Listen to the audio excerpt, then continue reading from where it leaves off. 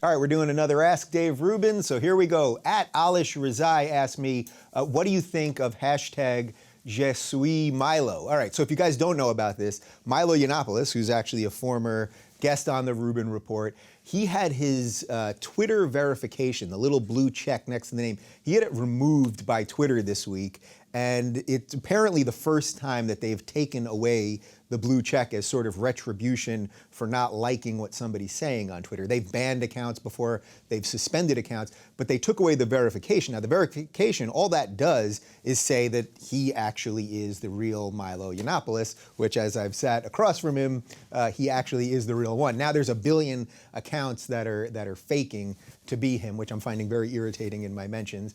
So what do I think about it? Look, it's not censorship in that they're not stopping him from being on Twitter. They're not telling him what he can and cannot say. But it does seem like a bit of a tough and an odd move by a social media organization to remove someone's verification. It's obviously a punitive measure. They don't like some of the things he's talking about. Now look, he goes out of his way to offend people. That's his whole thing. I welcome you to watch our video that we did together. He offends everybody. He was promoting a hashtag, feminism is cancer, just a couple weeks ago. That's his thing, right? Like he wants to offend everybody. He's a provocateur. So should Twitter have done this? I don't think so. I like my blue check. Please don't take my blue check away from me, Twitter. And I think in a weird way, they end up just strengthening some of the ideas that he's really just pushing out there for the conversation. So I think it's a silly move by Twitter, and it's not helping whatever they're trying to help, but it's not a First Amendment issue, right? Because it's not the government, and it's barely a free speech issue because they're not taking away his ability to say what he thinks. But I do like Milo, and I'm gonna have him on the show again, and we disagree on stuff, and that's fine. Nick asks, what do you think is Reza Aslan's motivation to lie? Perfect timing on this one. I just talked to David Pakman, so we're going to put a link right down below where you can find out. David Pakman did a great video dissecting Reza Aslan. The guy is a notorious liar. He made up his credentials. He's just someone that should not be relevant to any public discussion, and I'm not a fan of his, in case you can't tell. Dan Simpson said, I've noticed on a few occasions you refer to Bernie Sanders as a socialist instead of a democratic socialist. Is this intentional? Why? It's not really intentional. I think actually, if Bernie was being 100% truthful, he would describe himself as a socialist, right? But you're not going to win the presidency describing yourself as a socialist, at least not in America in 2016, maybe in 2024 or something. So he has to describe himself as a socialist Democrat or a democratic socialist, whatever that is. I don't think it really matters. You know, I always say to you guys, like, let's not get too hung up on the terms. But I think Bernie basically is a socialist, and if you really got him in like his most honest moment, I think that's what he would say. At Metal Atheist asks, what is the best way to engage in a conversation with a closed-minded theist?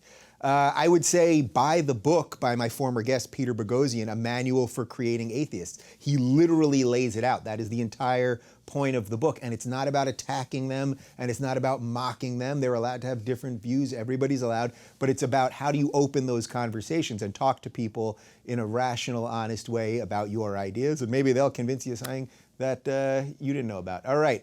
At MacNeil asks, what is your favorite sci-fi or fantasy novel? I think I would say, and I don't know how high up this goes on the litany of sci-fi novels, but Contact, which was written by Carl Sagan, who's an incredible scientist, as you guys all know, I hope, and author who wrote a million great books that were non-fiction. But it was his one fiction book, which eventually was a movie with Jodie Foster. And there's a lot of interesting differences between the movie and the book. And it's science fiction, but it's also very much based in fact, sort of like The Martian, which I think is pretty cool. Zach F. asked, I'm going to college next year. I'm curious what you think is the best way to combat anti-Semitism on campus without being branded a bigot. I'd love to know your thoughts.